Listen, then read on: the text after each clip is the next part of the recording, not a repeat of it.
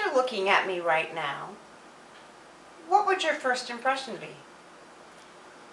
Possibly that I am a professional, that I'm successful, that I have a lot of money, that I'm highly intelligent, high functioning, just an average ordinary person that you see out on the street every day, who couldn't possibly be a consumer survivor of the mental health system or have mental health issues, right? Well, you'd be wrong. My name is Alison R. I have been dealing with mental health issues since the age of 15. Mine, however, are not due to a chemical imbalance or able to be managed by medication. I suffer from an illness called post-traumatic disorder, more commonly known as PTSD.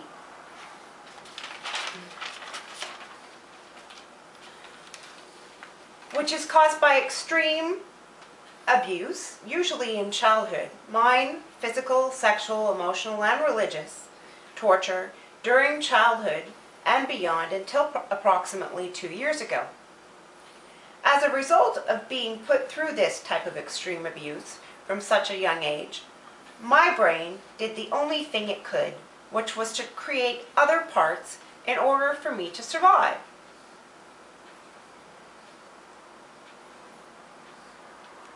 The medical diagnosis for this used to be referred to as MPD, or multiple personality disorder, and when I was diagnosed, that's what I was diagnosed with. Now, it is more commonly referred to as dissociative identity disorder, or DID. The medical community, unfortunately in Canada, still does not recognize this disorder, even though it is listed in the DSM-4, which is the Diagnostic Statistic Manual for doctors when they are giving diagnosis. Contrary to popular belief, portrayed in many forms of media, I am not psychotic, and I am not a threat to the general public, nor do I have the ability to go around murdering people. That is not to say that everyone living with dissociative identity disorder is safe to the public, but it is very rare and the few of us that are a threat to the public. I am just someone who was severely abused, whose brain did the only thing it could to preserve my being and sanity through over a quarter of a decade's worth of unimaginable incestual torture and abuse. I also live with another mental health disorder referred to as an ED, or an eating disorder.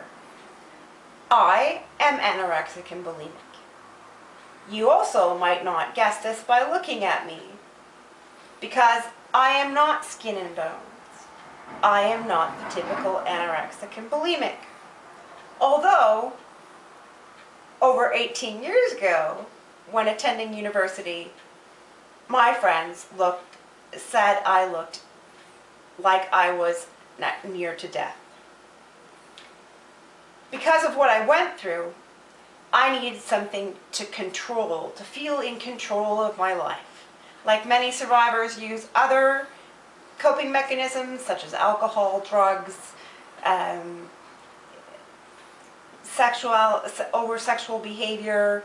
I did the only thing that I could, other than dissociate, which was involuntary, to control the things in my environment, which was to control the amount of food that I would put in or take out of my body, in order to make myself look the way that I thought I needed to look, and that I was told I needed to look.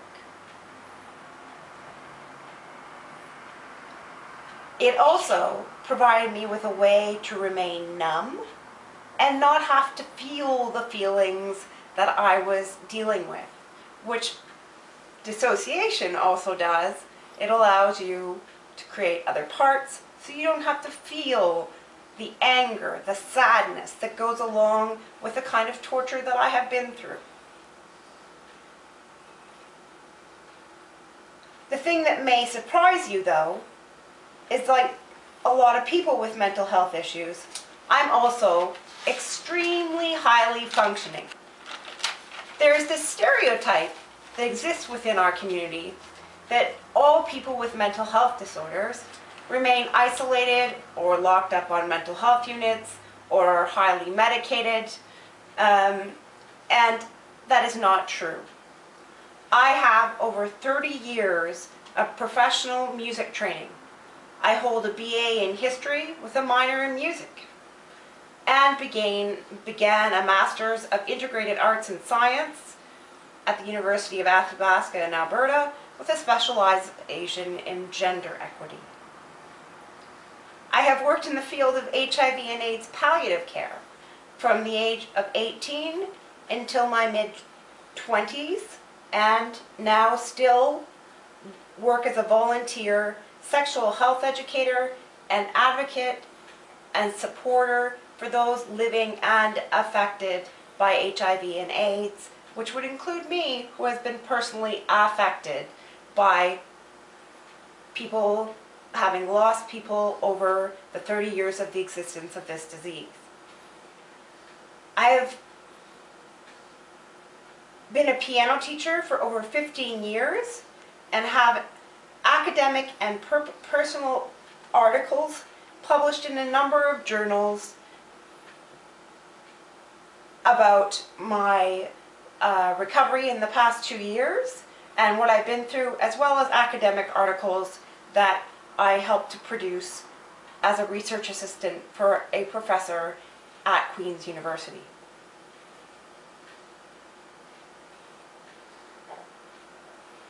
I also have a background in human rights advocacy and have been a human rights advocate and had the wonderful opportunity of meeting and introducing Stephen Lewis at the age of 14 when, before entering high school, helped to organize an Amnesty International conference. I also held the presidency position of that organization while attending a university here in southwestern Ontario. I now have been involved with the Kitchener Centre NDP for the past 2 years, 2+ years, and held the position of LGBTQ rep, which was the lesbian, gay, bi, trans questioning rep for the year of 2011, partially, and also held the position of women's rep on the LGBT caucus for the Ontario NDP provincially until the end of last year, 2011. I currently hold the position of disability representative on the same executive of the Kitchener Centre NDP.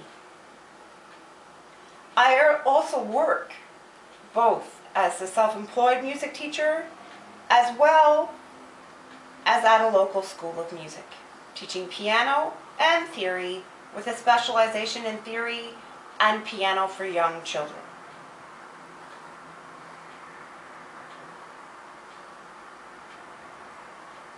I am on a very small dose of medication, antidepressants, but the only way, unfortunately, to get through my illness is by going through it and dealing with my issues and feeling my feelings, which is not the greatest at times, but that's how I heal and have been healing and have gone from survivor to now thriver. It is important for you to remember that wherever you are at the current moment, you are probably standing beside someone who is living with mental health issues or has been affected by issues of mental health within their biological families or in their community. Now, here comes the challenge, the question. The It's My Turn movement gave me a voice for you to have a glimpse into my personal life and the challenges that I face on a daily basis. My challenge to you is now to take your turn to join the It's My Turn movement, which can be found on Facebook and on YouTube, or by contacting me, and I can put you in touch with a personal friend of mine who is responsible for creating this movement, and allow yourself to have a voice, to have your turn. If you are a consumer survivor of the mental health system, both in this country or around the world. Or, alternatively, if you would like to show your support and advocacy for those of us living with these issues.